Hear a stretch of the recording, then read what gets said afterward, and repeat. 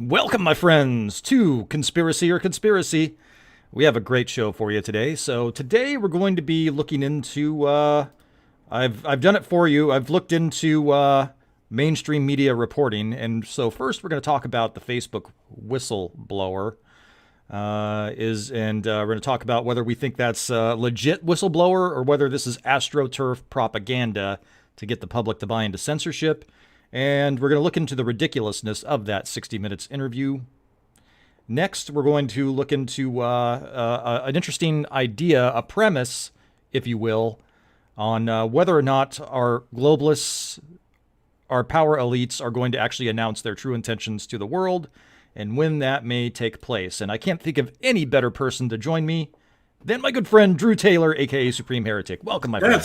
That's right. Oh my goodness, this is a treat, dude. Because my goodness, seeing you at this time of the day, 3:30 in the afternoon Eastern time, like what's going on, man? This never happens. So yeah, this is a treat. And then don't forget, folks, as well.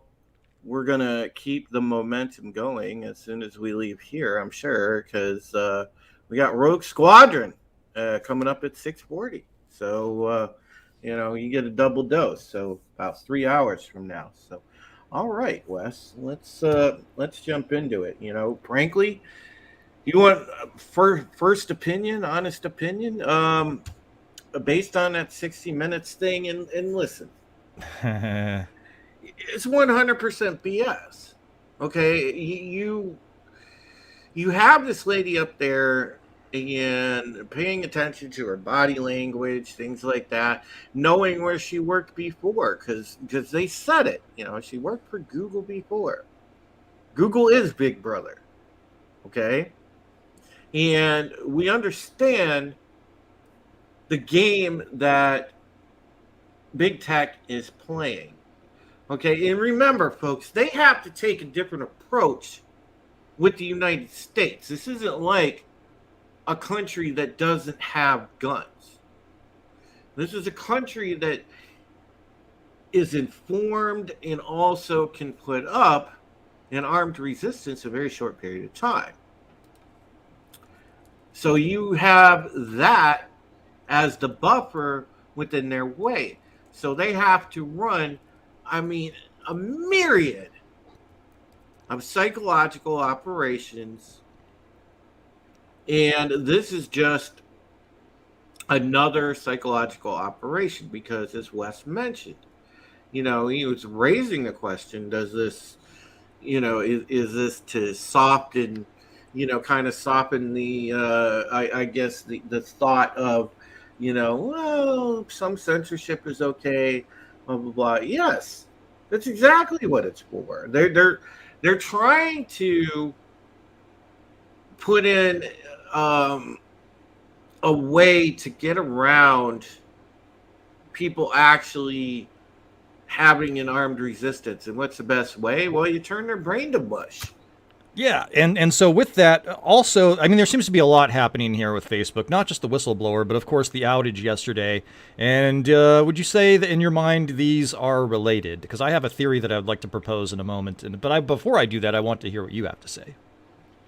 I don't know if it is or if it isn't. I like to think, selfishly, that it's a group of white hat hackers that took it down.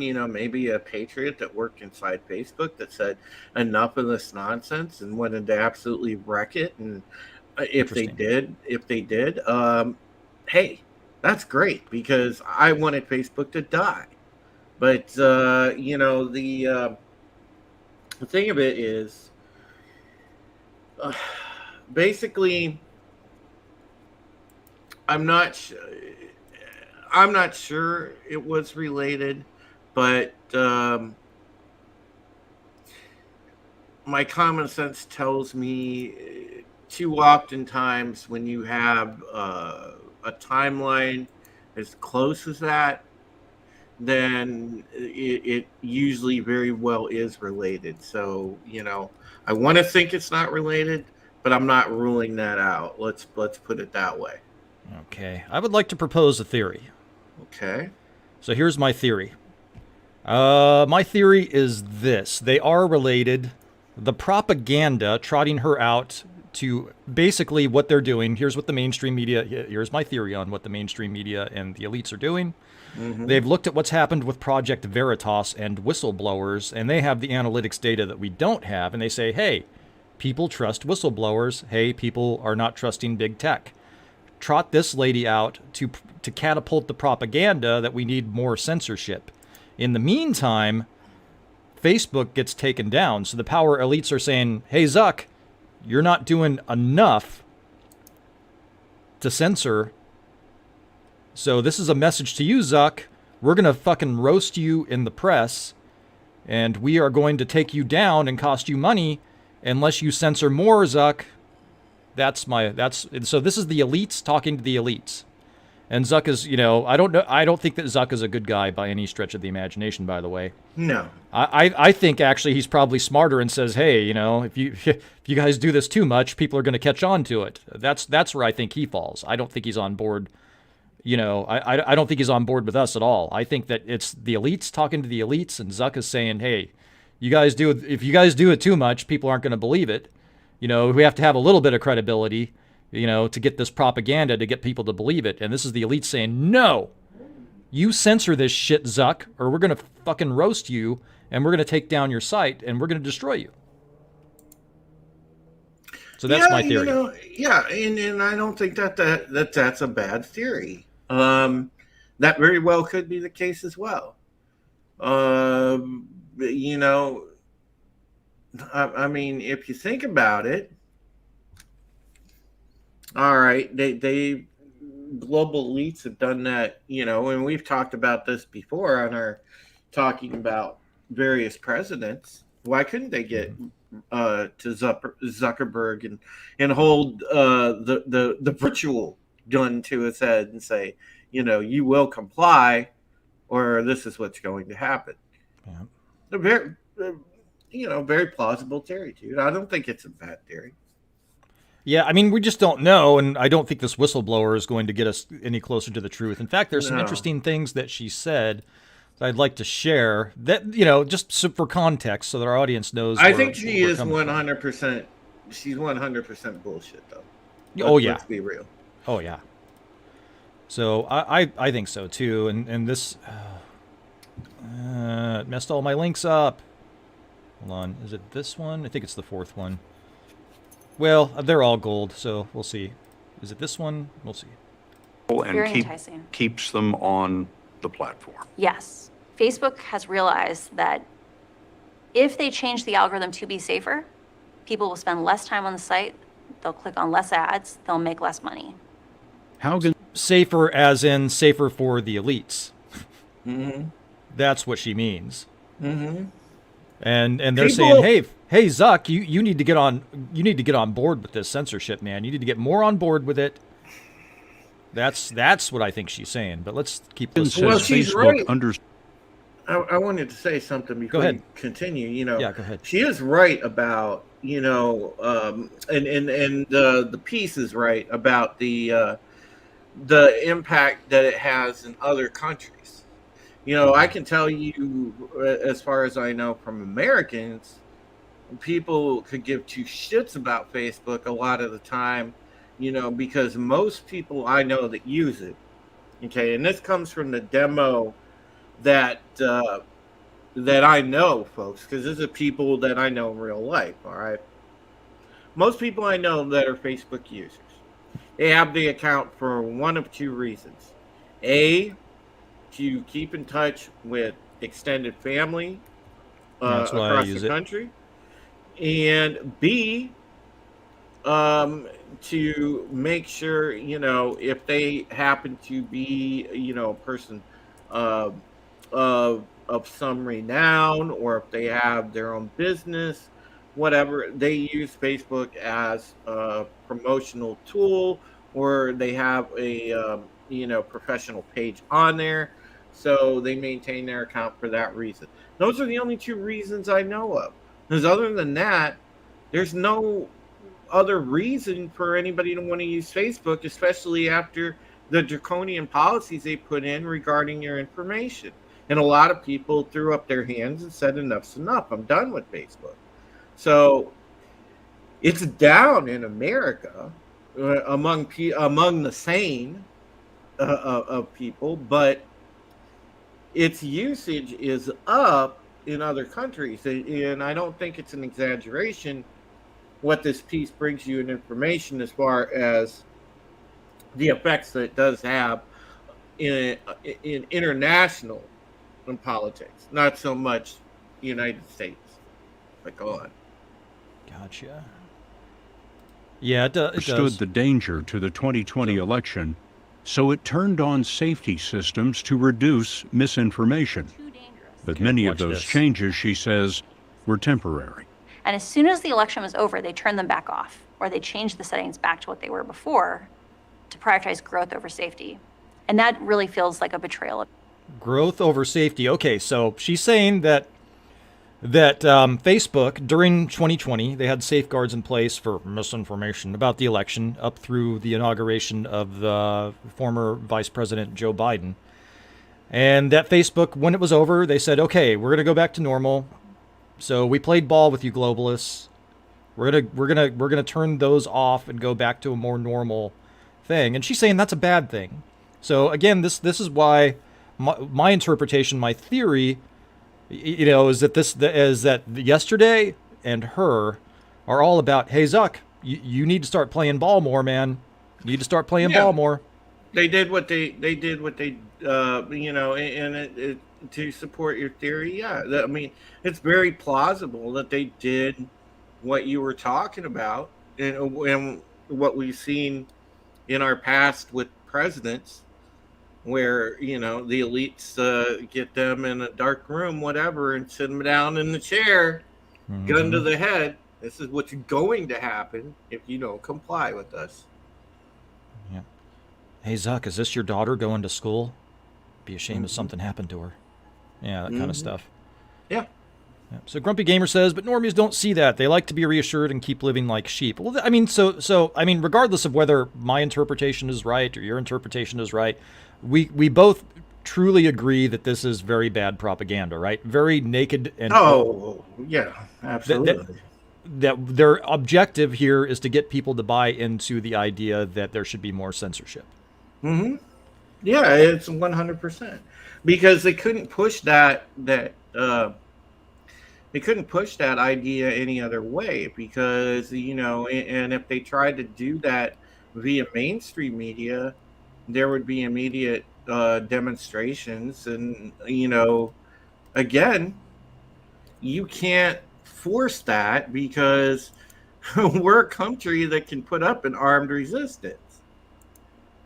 And they don't have that luxury in other countries. So it's a lot easier for them to institute that via, direct means. But here, sure, they're using things like this in order to condition people to feel that way, because they have to work on a psychological level instead of the blunt force level.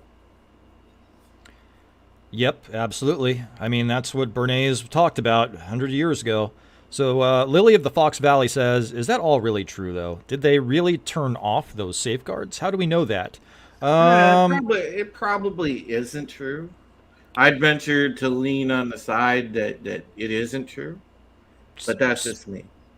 So I can only speak anecdotally, and that is that I haven't really been seeing the fact checks showing up the way they had been.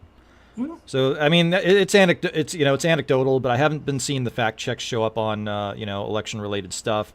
I have had morons flag my posts though. Yeah. So I do. I have a number of troll accounts, and I number them for each one that gets banned. I name it the same thing, and then just add another number after it. And I'm on number 7 right now. And number 7, actually, while they nuked the other 6, number 7, they suspended me and let me back and let the account back up. So I think there might be some truth to the fact that they've eased up a little bit on it. Okay. Well, that totally makes it different then. Well, maybe they have, but it just I don't know. This whole thing, it does scream of a psychological operation for sure. Oh yeah, yeah. Let's see. Is this the right one? Shit. StreamYard doesn't. StreamYard is very strange about how it does things. I think this might be it. Let me see. Hold on. Shit. I don't think I shared the audio. So she mentions, this is just like the ridiculousness that we're dealing with here. Let me see if I can. I want to. It's not it. Why does StreamYard do this? This is so annoying. I want to share something actually, really quickly. Okay. That a couple of things that our buddy Wookie, sends to us, and he sent this to me. And let me not be a boomer and actually find my share screen button. Here we go. I'm boomering the shit out of mine. It keeps moving the tabs, and when you share something, it moves them. Mm-hmm. And I'm like, well, I'd counted 1, 2, 3, 4 to which clip I wanted to do, and it messed up my count. Yeah. All right. So I can. So we'll share this, and this is Discord, and Wookie shared this. Just some of the different things floating around, where they're actively discouraging people from thinking. Questioning authority has become too much of a good thing, and it's killing people. Time to give up on facts. You must not do your own research when it comes to science. Don't go down the rabbit hole, says an opinion piece. I mean, it's ridiculous. And a nice little meme here that Wookie shares. Democrats have been stirring poison into the Kool-Aid for so long, they've forgotten they aren't supposed to drink it. Well, yeah, and that kind of goes hand in hand as we see some of the, the blue anon idiots reveal themselves on a daily basis. But, thanks for sharing that stuff, by the way, Wook. You folks see Wookie around here and you think that he's just kind of the resident asshole that, the good guy troll that trolls the other trolls. But Wookie is a smart dude, and I really appreciate him. He's a good friend, and he does share some great stuff. So, thanks, my friend, and you, Wook, are a patriot. Absolutely. I'm going to drop a link to Wookie's channel right now, and encourage everybody to give it a sub if you have not, because Wookie makes some great stuff. If you like memeology and stuff like that, you'll love Wookie's channel. Yeah, but in real life, Wookie is an asshole. Not gonna lie. No, we all are. We all have our sides. Let's go, Brandon. That's right, Grumpy Gamer. So I think this is the clip that I was looking for. All right, let's see. Recruited by Facebook in 2019. She says she agreed to take the job only if she could work against misinformation because she had lost a friend to online conspiracy theories. I never want. Man, how did he die? How did he die? How did he die? How did it happen? Oh my God. Man, I didn't realize that death by conspiracy theory was a thing. So, that was a real statement. That was a real statement. Wow. Really catapulting the propaganda here, man. Stay away from conspiracy theories. They could be deadly. Yeah, your thoughts on that, Drew? Wes, I'm going to walk outside and just keel over. You know it? Yeah. So I have some theories on how her friend died, maybe. So, Facebook whistleblower. I lost a friend to online conspiracy theories, and here you have a body next to a bottle of bleach with a syringe. I lost a friend to online conspiracy theories. There's a gay frog looming over, her dead friend. That happens. Dressed like Alex Jones, incidentally enough. I lost a friend to online conspiracy theories, and there's a dead body with, horse paste, ivermectin, next to an outstretched hand. I lost a friend to online conspiracy theories. Death by gay frog mobbing. Yeah. Yeah, this one's quite disturbing. Friend looks quite disturbed. No, man. Let me see here. Yep. So, yeah, that's and that's my Patreon in case. And she is, dude. You know, you're 100% right. She is fake news because like we were talking about, it's 100%. And I hope people understand, and you can discern from all of this, especially with it being a 60 minutes piece. You know, a lot of times those are they're not done in good faith anymore. They used to be good pieces back in the day when 60 Minutes was a true news journalism show. Now it's nothing but a propaganda booster, and that is exactly what this is. And I hope that you guys do understand that this is a psychological op. You know, that's the biggest takeaway from all this. Oh, big time. And it's so obvious. It's so obvious. I mean, I don't understand how anyone...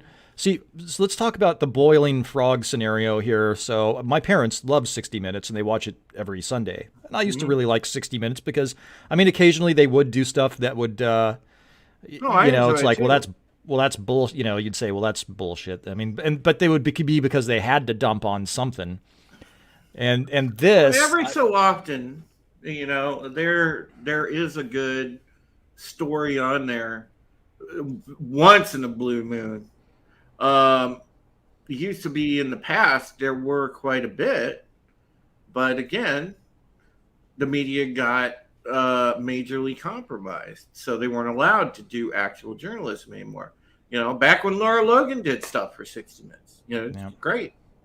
But Laura Logan's a real journalist. They don't like those. No. They like Anderson Vanderbilt Cooper. Yeah, exactly. Yep, so Grumpy Gamer says, he was eaten alive by this lady. That's how her jaw muscles got so big. Yeah, she really does have a big jaw, doesn't she? She does. Yep. Andy Rooney. Oh, yeah. Oh, Andy God. Rooney's great. Man, Andy Rooney wouldn't make it in today's society. Can you imagine how quick they'd cancel him now? Good. Poor guy. Yeah. I think he was retired for like 2 days before he died. Did you actually think... Wait. Well, yeah, James O'Keefe does do what 60 Minutes He used to. Yes. Exactly. He does. He really does. That Mike Wallace style, that's what he... Project Veritas has now become that, yeah. Yeah. In fact, he even mentioned when he was getting criticism that he was just employing Mike Wallace's style. That Mike Wallace had really kind of pioneered in the late 70s, early 80s. They called it the ambush interview, but that Mike Wallace was one of the first ones doing that, and he was doing it on 60 Minutes. Mm-hmm.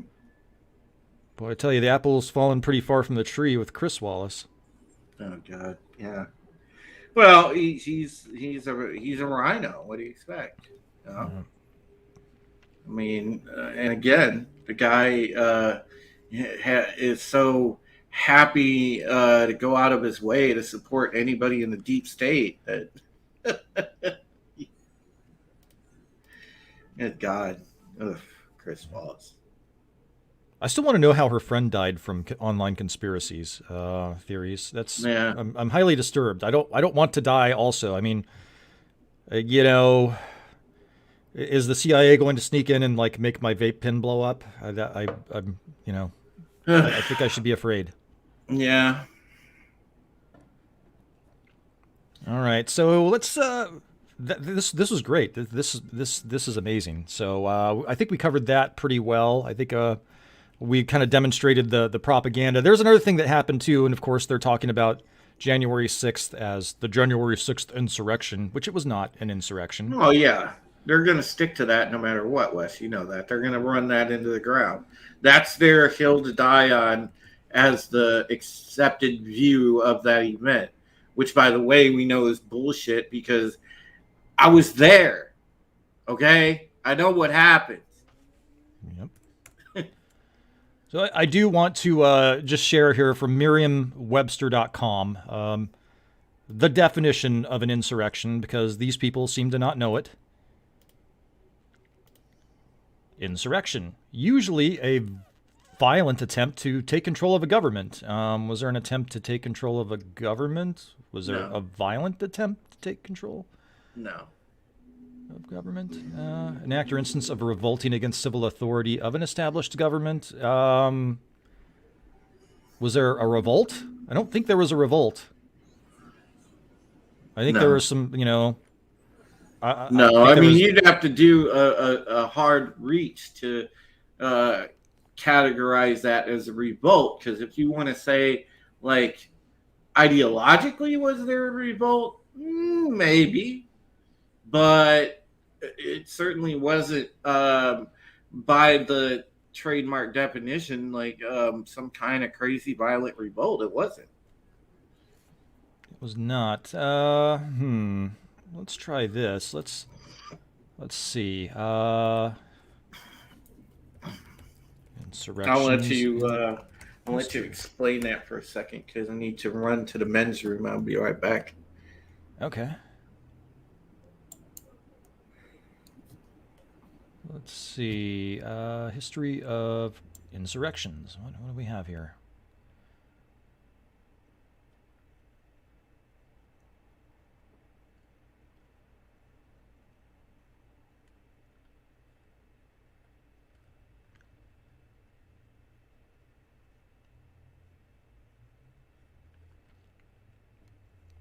So here's history.com. New York City draft riots. 10 days after the Union victory at the Battle of Gettysburg, New York City became embroiled in the largest popular insurrections in American history. The incident began on July 13, 1863, when hundreds of young men poured into the streets to protest the federal draft lottery. New York was deeply divided over the Civil War, and many viewed the conscription law, which excluded blacks and allowed wealthy men to buy their way out of serving for $300, as a blatant civil rights violation. The demonstration quickly turned violent when a mob stormed the draft office and beat the city's police superintendent to a bloody pulp. As the protesters' ranks swelled, and with armed malcontents, the men marched through Manhattan and began ransacking and burning homes and offices of prominent draft supporters and other wealthy elites. The bedlam would continue for 4 days as rioters looted businesses, torched buildings, and brawled with police and National Guardsmen from behind makeshift barricades. So,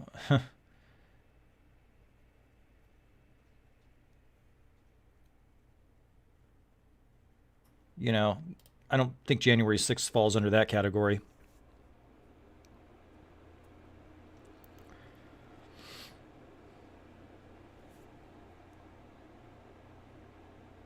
Yeah, insurrection happens when Brian Stelter says it does. Oh, yes. Yeah, that's a big one. Look into that one.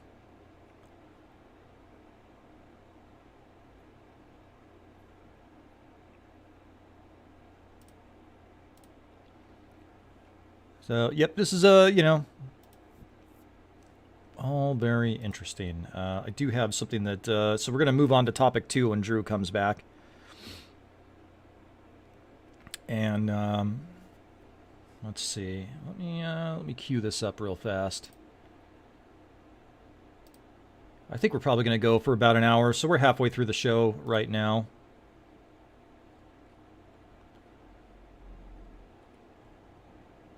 But inspiration struck. I had to do a show today. I just had to. We're overdue on a conspiracy or conspiracy. So I've got this poll going on Twitter.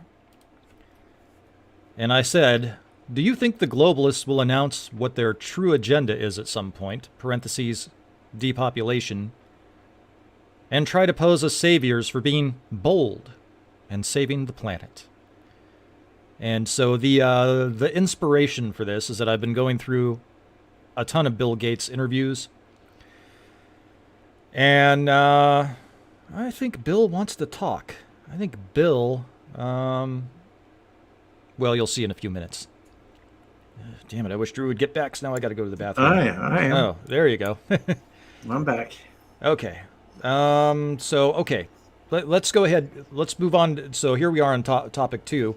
And this was the idea for the show And so I posed the question, do you think the globalists will announce what their true agenda is at some point, depopulation, and try to pose as the saviors for being bold and saving the planet? And I gave 4 options. Yes, when it's undeniable, that's coming in at 12.5%. Yes, when we're near the end, that means when people are, massive death has already occurred. Or yes, after the death has occurred, New World Order rolled out. Yeah, sorry folks, we lied to you, but it was for your own good. Or no, they're not. They're just going to keep catapulting the propaganda, and we're going to have to read between the lines. Well, we are going to have to read between the lines. I think that the poll reflects accurate. But remember, in every lie, a lot of times there is a small degree of truth, and they're dropping nuggets of truth. Mm-hmm. And they continue to do so because, not to steal a line, God, I wish you had that clip, Wes. Which one? Sheer fucking hubris. Well, let me see. I might have something else that might work. That's not it. Damn it. Quarter roll. You know anything about this? Get it away from me. Well, Maybe damn it. Come on, man. But they are. They do. They have that sheer effing hubris where they're dropping it on you. They're telling you what the plan is. They're telling you that this is a new world order. Watch all the clips that came up, Australian TV, and everything else. The people clearly pointing out that it is the new world order. They're not. They've revealed themselves. They're not hiding themselves.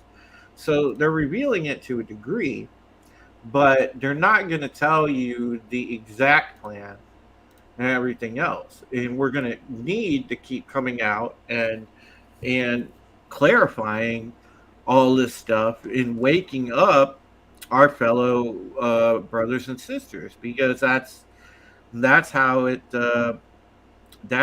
works. Because they're not going to come out and tell you themselves, and the only way they would be that other option that you had in the poll when it was too late, when there was absolutely mass death already.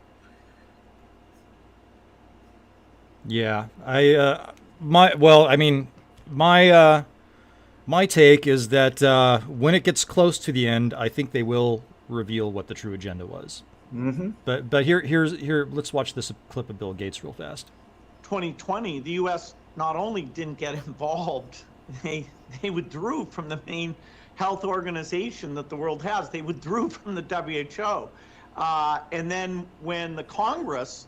Translation, that's not good for my agenda. Don't like Trump. I don't like that Trump did that. That's not good for my agenda. Mm-hmm. Exactly. So, he's not happy. He is not happy. He did not like Trump at all. No. And here's another one. So this one is pretty telling. Watch this. Public arena, it was reported at that time that you had a number of meetings with Jeffrey Epstein, who, when you met him 10 years ago, he was convicted of soliciting prostitution from minors.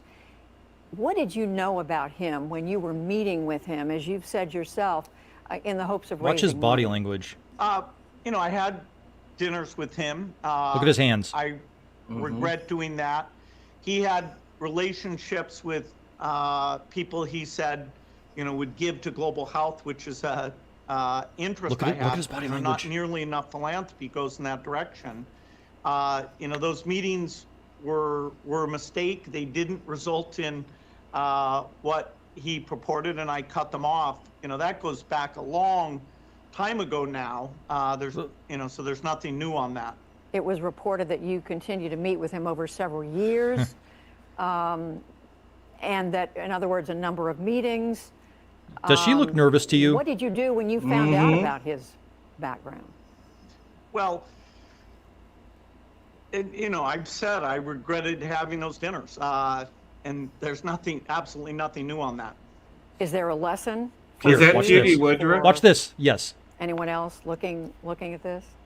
Well, he's dead, so in general, you always have to be careful. And I'm very proud of what we've done in philanthropy. Very proud of. Well, is there a lesson to be learned for this or others? Well, he's dead. You have to be careful. Was that a threat? Yep. Yeah. I mean, and Judy's sitting there like, God, let me get this right so that I don't get deep sixed. I mean, that's her attitude right there. Because a lot of these news people are in this because of coercion. They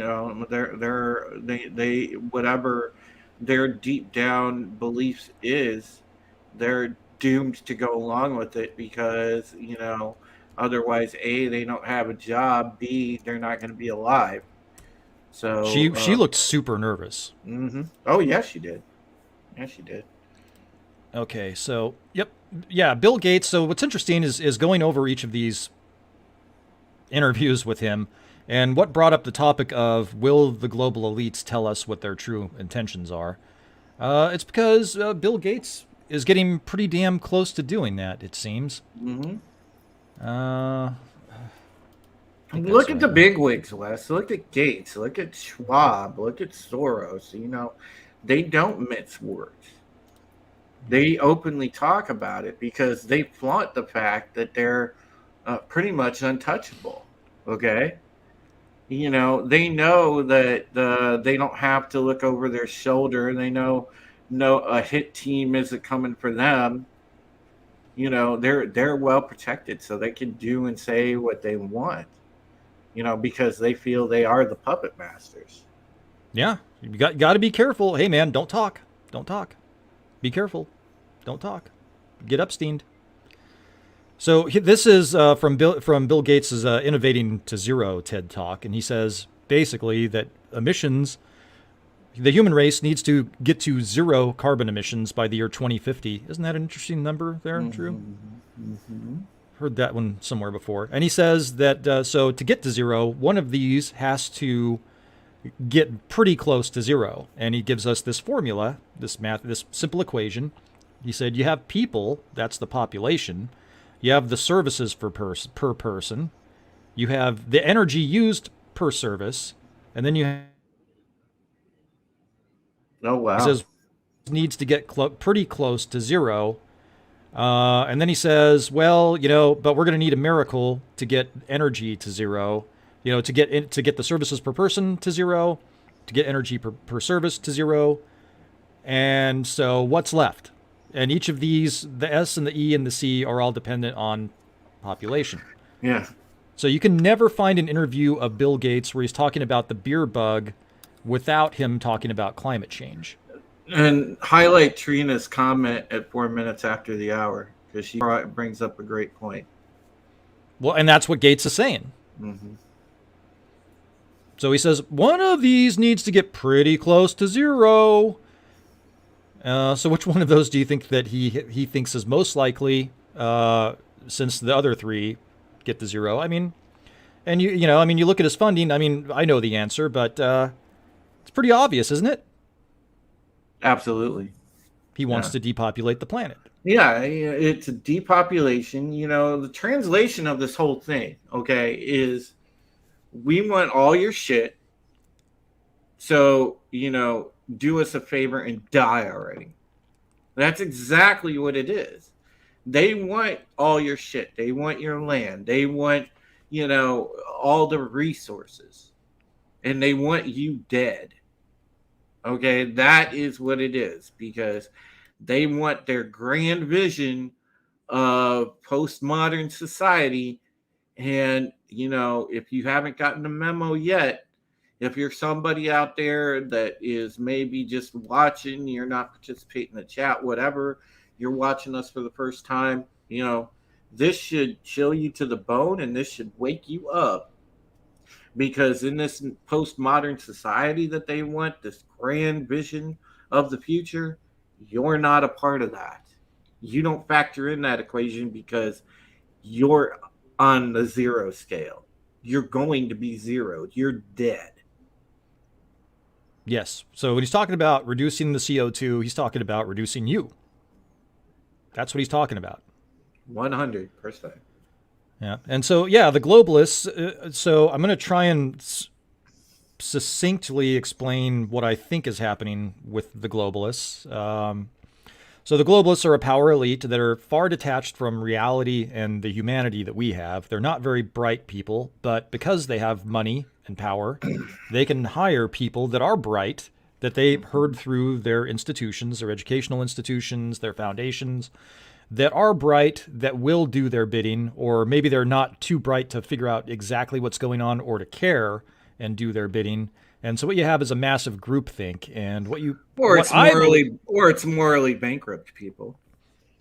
Yeah, or that's what they look for. They look for Kamala Harris's and Bribens, or Bushes. But the Bushes are more tied in with the establishment. They're more power players than I would say. They're resource hungry. Yeah. And so, it's interesting because if you look, LEDs, power consumption, that's all gone way, way down. And then you look and it's like this carbon scheme they have. Well, you're worried about carbon, but China is currently emitting a third of the world's carbon, and you're allowing them to do that. So that doesn't make any sense. Mm-hmm. So really what it is, it's not them saying that you are useless. It's them saying, we are useless. You're going to find out that we're useless, and we can't allow that to happen because we want to maintain our power. Mm-hmm. So that's in a nutshell what I think it is. Because I don't think you're wrong. Yeah, I mean, we're moving away from we're already moving away from petroleum, and as you know, the dollar is currently the petrodollar. And so, let's just say that we could get off of petroleum, and we probably have the technology to do it. Who's going to need dollars anymore? What's going to happen to the oil barons and the petroleum barons? They're useless. They're not going to be needed. And so their solution seems to be to get rid of us. Mm-hmm. Yep. Lasso of Truth says, this is the Georgia Guidestones in action. Yep. Yes, ma'am. You are spot on with that. Yep. Wookiee Supremacy says, they'd rather have you as a brain-dead sheep automaton unless you start asking questions. Then they'd rather you just die. Yep. Mm-hmm. So, yeah, I mean... Oh, go ahead. I put out a tweet earlier where, I said I'm just done with I'm done being nice to these crazy unhinged leftists, because to me this is war.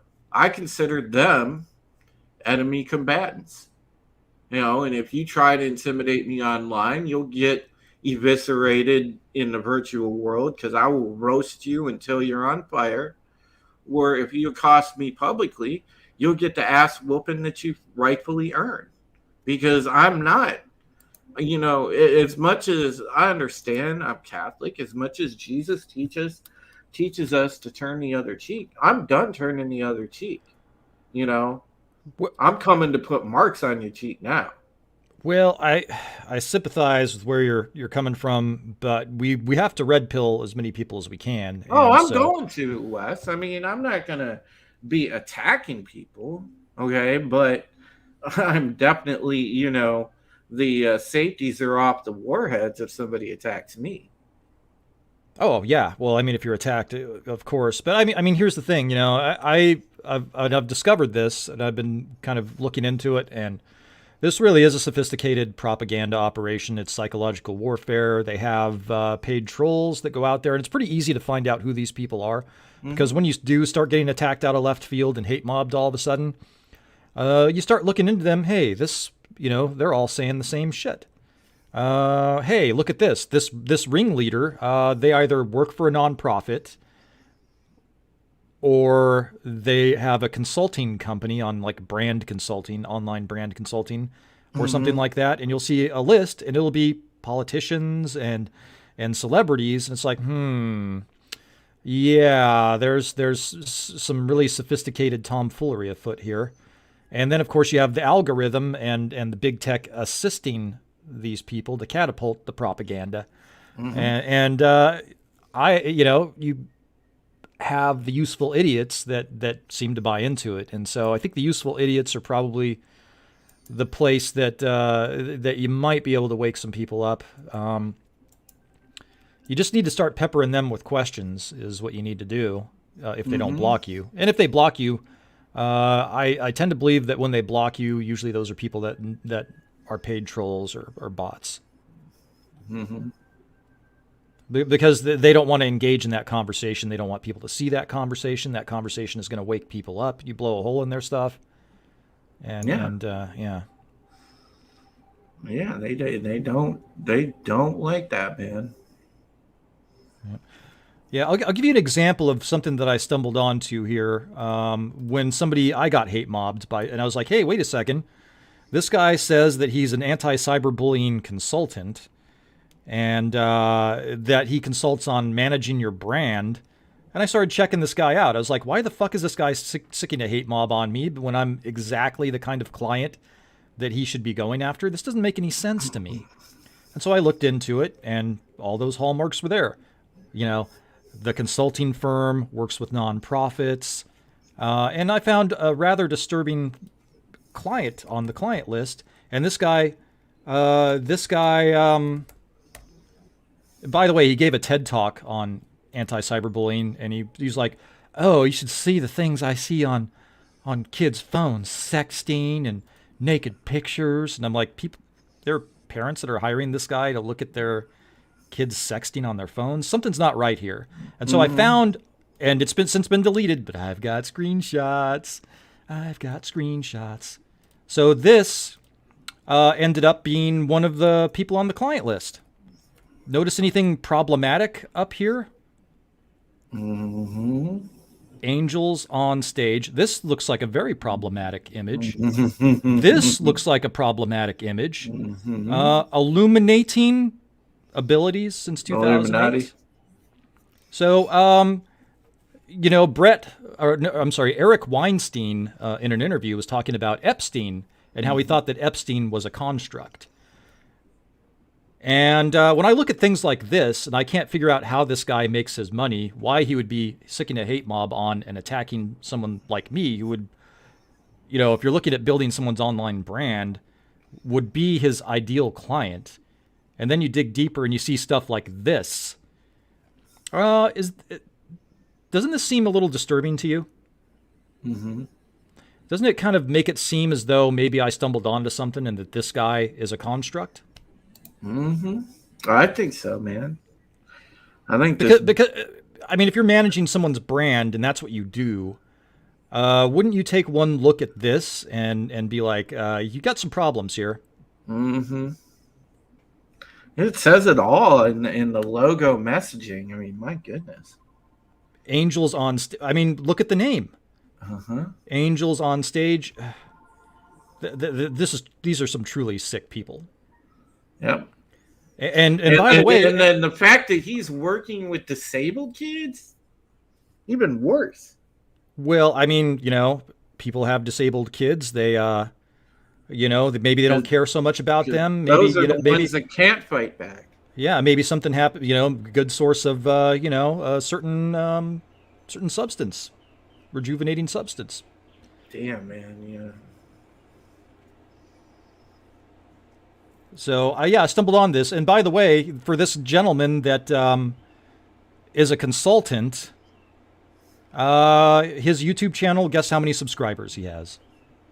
666? No, that's me. Well, that was me. I'm at 669 now.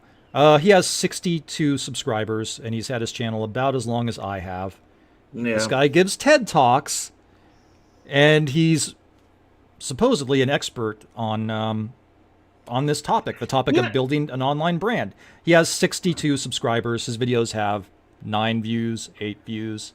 I really want to know, by the way, and this is just random thought, but how did these assholes get into the public speaking market, and people with good information like myself have to really hustle ass and really bust ass to just try to get a platform to get that information out. I mean, it's crazy, and because good God, I mean, and you folks in the audience know, I can speak well. I would do okay. And the same thing with Wes. I would do, we would do fine in a public speaking forum. I mean, my goodness, I would love to give a seminar on, the New World Order. But I'll bet you the amount of hoops that I have to go through to try to do something like that, it would be absolutely astounding.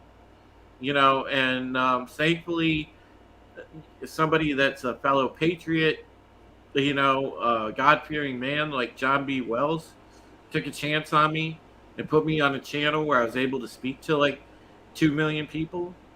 But absolutely, you did great. I mean, it sucks because I would love to be out there being proactive and not just on YouTube, but the old-fashioned way, doing a seminar, standing up on a stage, talking to folks, and really opening some eyes. But it is what it is. You got these types of yahoos that get those opportunities before anybody like myself or Wes will. Well, and unfortunately, people, when you first go down the rabbit hole, one of my biggest challenges is, no, that would mean that they're all in on it. They're all in on it, folks. That's what it means. That's why people like Drew and I are, kind of farting into the wind here and not getting as much attention as we should. No, we are with our audience, though, Wes, because I'll tell you what, these ladies and gentlemen of our audience, they are ride or die behind us, and Absolutely. they are good friends and fellow patriots, and I love them to death. And Trina, I really appreciate that. You're a good friend. Thank you so much for your support and your kindness, and and people like Janet from another planet, and it's good to see you, babe. Big time. Janet. So yeah, I mean, it's that's how it is. And hey, listen, if I have to keep doing it by just pirate style guerrilla journalism, YouTube, I'm there for it. But man, Well, and here's why we're gonna win, because we're organizing and we're networking. Mm-hmm. All of this stuff, man, this fellowship, this community, this is I mean, we're gonna win because we've got the right people. We have heart. We're human.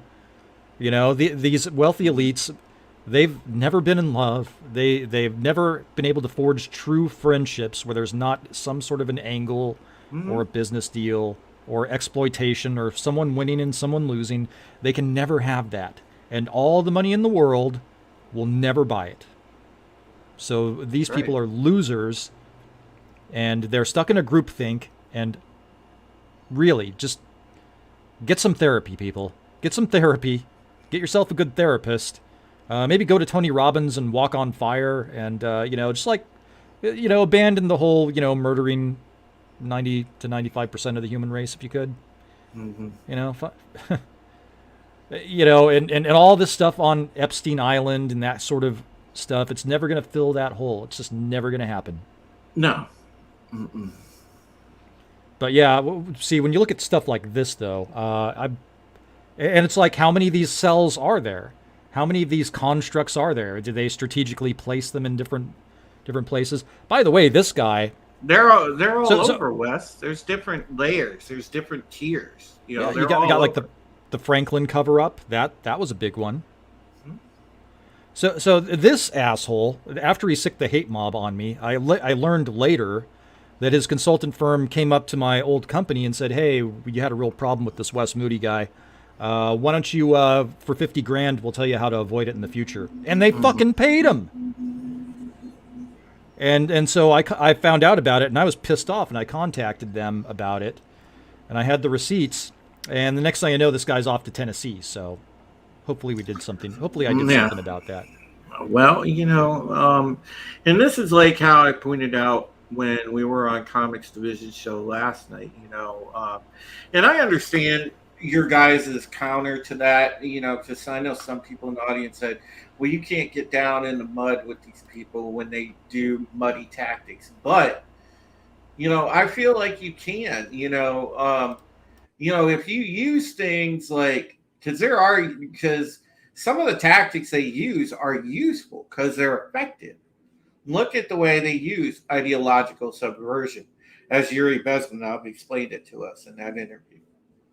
Look at the way that they use character assassination. It's very measured, and it's essentially like it functions like blackmail. Okay, you bring up some very unflattering or lurid details about someone's past, what happened, and then you dangle that over their head to get what you want out of them.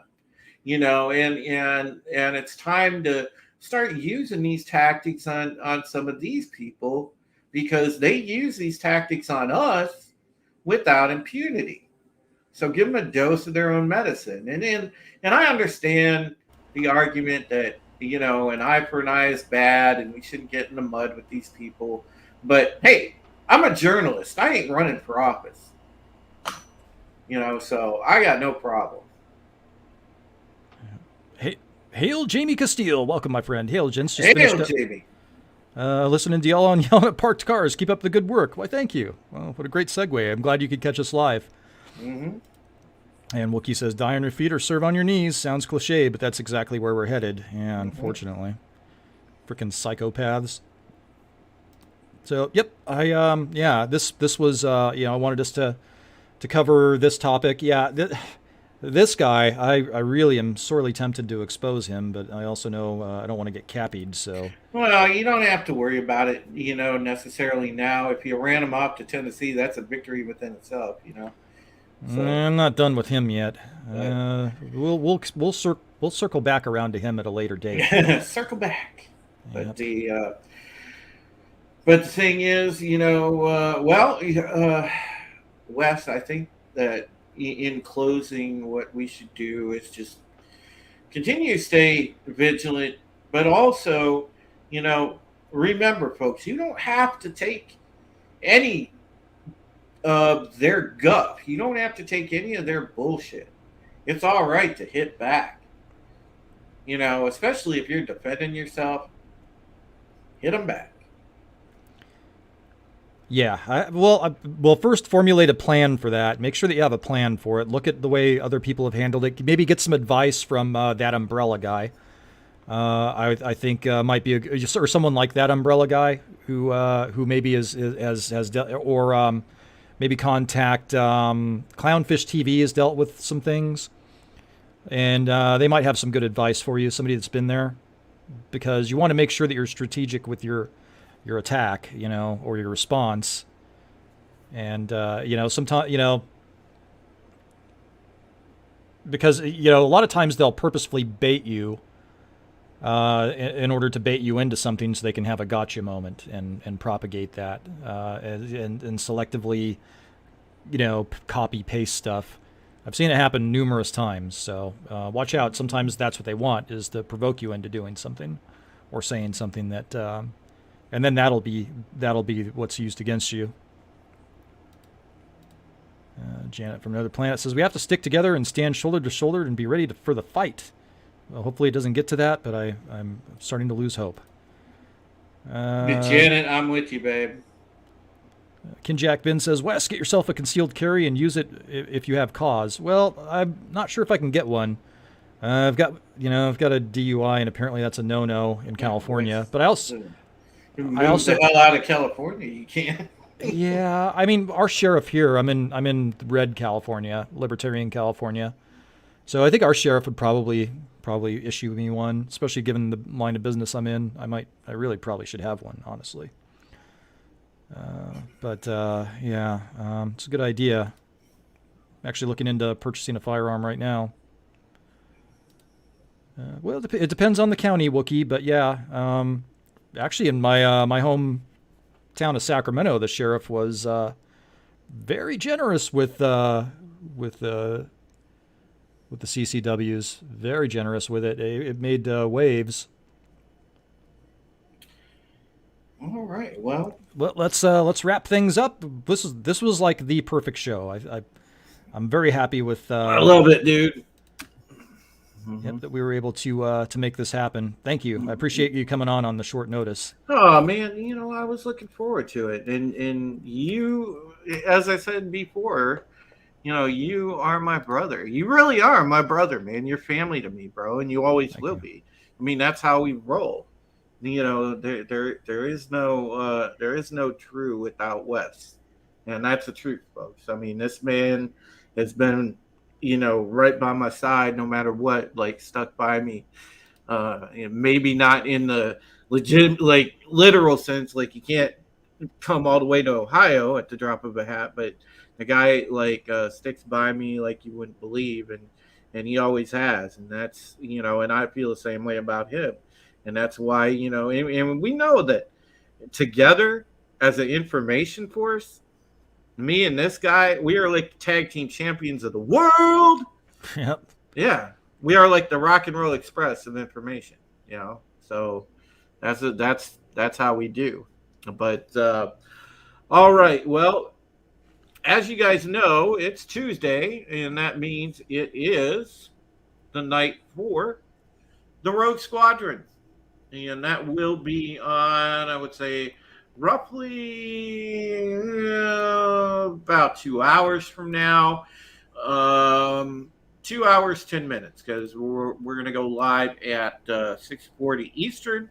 I'm going to see if Les is available for that. Also, I'm looking at appearances by ETEP and by Tommy and by most of your favorite rogues involved with Rogue Entertainment. And of course, we will be talking about the preeminent topics of the day, which include a little bit of what we went over on yelling at parked cars last night. We'll go over the Facebook hack. We'll also probably delve a little bit into the whistleblower as well.